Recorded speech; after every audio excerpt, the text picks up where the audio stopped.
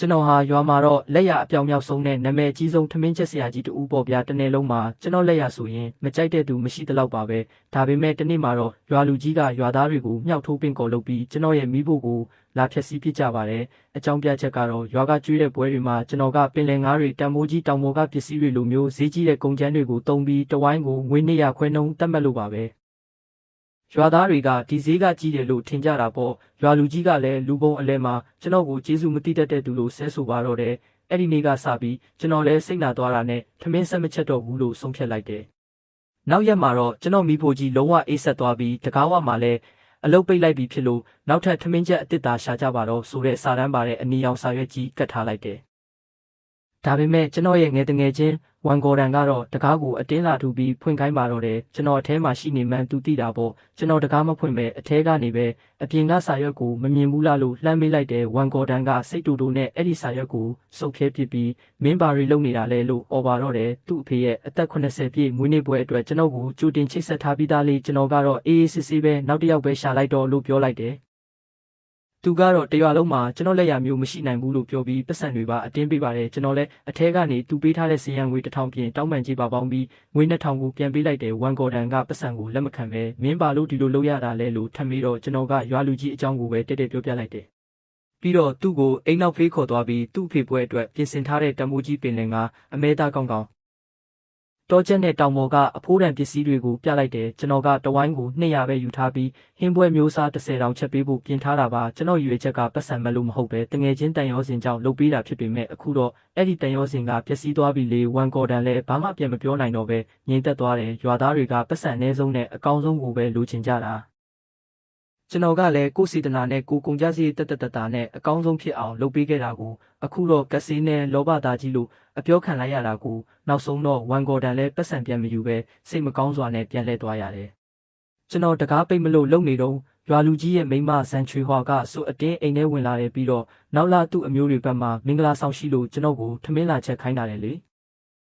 ကျွန်တော်ကတဲ့ပဲညင်းလိုက်တော့သူကဒေါသထွက်ပြီးကျွန်တော်ကိုမာနာကြီးတယ်လို့ပြောပါတယ်သူ့လင်ရွာလူကြီးကရွာကောင်းကျိုးအတွက်လှုပ်တာတယ်ကျွန်တော်ကလည်းပတ်စံမပေးပဲအလကားကောင်းကောင်းစားခြင်းနဲ့အချင်းကရွာကောင်းကျိုးလားလို့ပြန်ပတ်လိုက်တော့သူစွန့်သွားတယ်ပြီးမှမင်းမရှိလဲရွာမှာထမင်းချက်တွေအများကြီးရှိတယ်လို့ပြောပြီးဒေါသကြီးထွက်သွားပါတော့တယ်နောက်တော့ဝန်ဂေါ်ဒန်လည်းရွာကတခြားထမင်းချက်တစ်ယောက်ဖြစ်တဲ့အာဘန်းကိုပဲခေါ်လိုက်ရတယ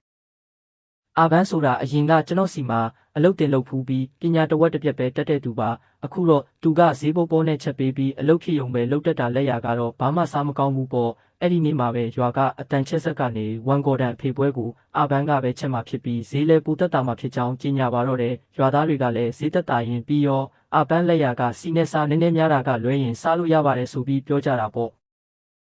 ကျွန်တော်ထက်ငွေ90ပိုတက်တာတဲ့ဆိုတဲ့စကားတွေကကျွန်တော်နားတဲ့အထိကြားနေရပေမဲ့ကျွန်တော်ဂရုမစိုက်ပါဘူးကျွန်တော်စုဆောင်းထားတဲ့ကုန်ကျန်းတွေကိုရွာကအထီးကျန်လူအိုကြီးတွေကိုပဲပေးဝေလိုက်တယ်မွေးနေ့ပွဲနေ့ရောက်လာတော့ပွဲခင်းကကျွန်တော်အိမ်ရှိကကွင်းပြင်မှာမလို့အတန်တွေအကုန်ကြားနေရတယ်အာဘန်းကမီးဖို့ချောင်မှာအော်ဟစ်ပြီးညွှန်ကြားနေတဲ့စီရီအများကြီးထက်ငါးကိုစီမကျော်နဲ့တန်းပြုတ်လိုက်ဆိုပြီးလုပ်နေတာခဏနေတော့အနံ့အသက်တွေကမကောင်းတော့ပဲညီဆိုးဆိုးနဲ့စီနန့်တွေအိမ်ထဲအထိရောက်လာတယ်ဧည့်သည်တွေစားကြတဲ့အခါမှာလဲဟင်းအယောင်ကဘာလို့မီးတူးနေတာလဲကြောင်မီးသွေးခဲကျနေတာပဲလို့ပြောကြတယ်စားကြည့်လိုက်တဲ့အချိန်မှာတော့အခြေအနေကလုံးဝပျက်စီးသွားပြီးညီနန့်တွေရတယ်ဒါထမင်းချက်တက်တဲ့သူချက်တာလားဆိုပြီးဝိုင်းអော်ကြပါတော့တယ်တချို့ကစားလက်စားပွဲကိုပြစ်ထားခဲ့ပြီးထပြန်ကြတယ်ကျွန်တော်အိမ်နံရံကနေချောင်းကြည့်လိုက်တော့ဘယ်သူမှမစားနိုင်ပဲကလေးတွေပဲကစားနေကြတာတွေ့ရတယ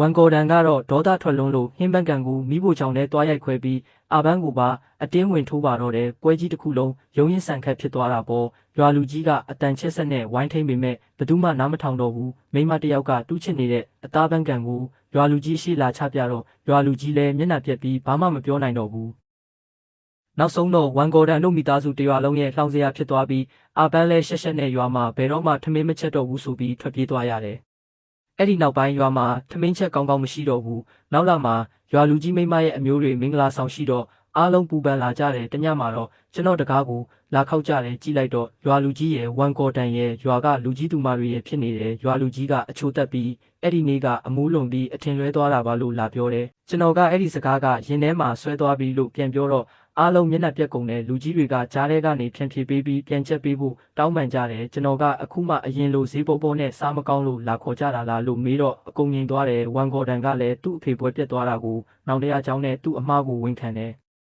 ရွာလူကြီးကဒီတစ်ခါတော့မင်းသတ်မှတ်တဲ့ဈေးအတိုင်းပေးပါမယ်လို့ပြောပြီးအားလုံးကလက်အုပ်ချီတောင်းပန်ကြတယ်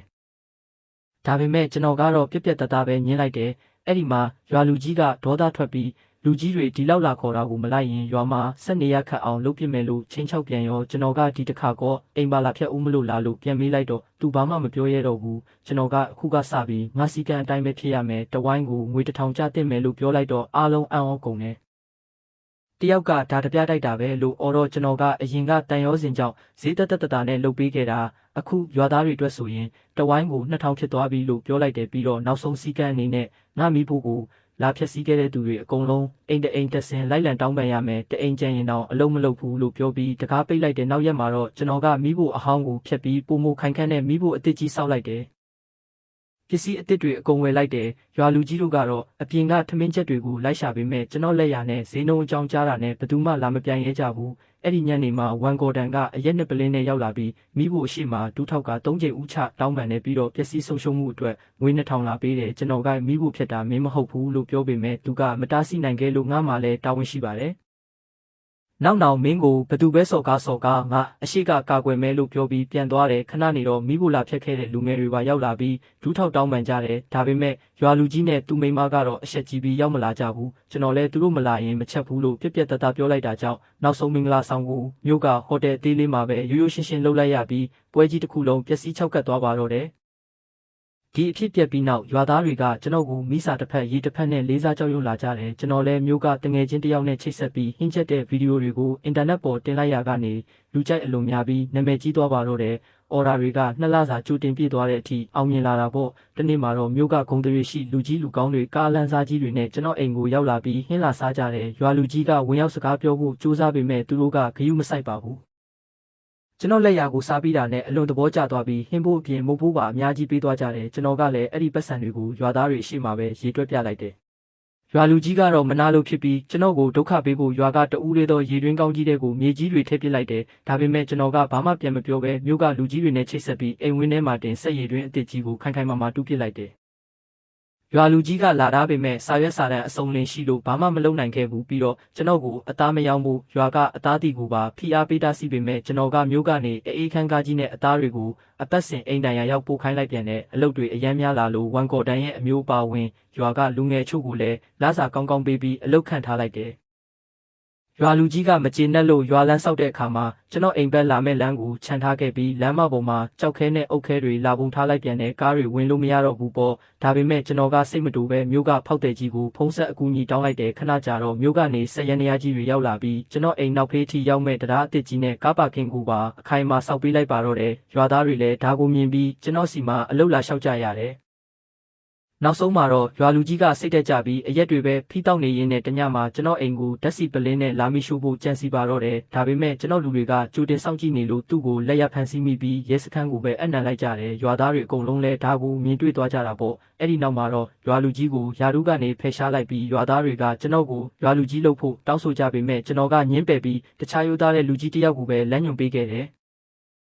ရွာကလမ်းမကြီးကိုလည်းကျွန်တော်နာမည်ပေးပြီးတတ်မှတ်လိုက်ကြသလိုကျွန်တော်ရဲ့အစားအသောက်လုပ်ငန်းကလည်းမြို့အထိပါကျေပြန့်ပြီးအောင်မြင်မှုတွေရရှိခဲ့ပါတော့တယ်မိမိရဲ့အရေးချင်းတဲ့စေတနာကိုတန်ဖိုးမထားတဲ့နေရာကနေရုံထွက်ပြီးစူးစမ်းအောင်မြင်သွားတဲ့ရွာကထမင်းချက်ဆရာကြီးရဲ့ဇလန်းလေးကတော့ဒီမှာတင်ပြီးဆုံးပါပြီဗျာ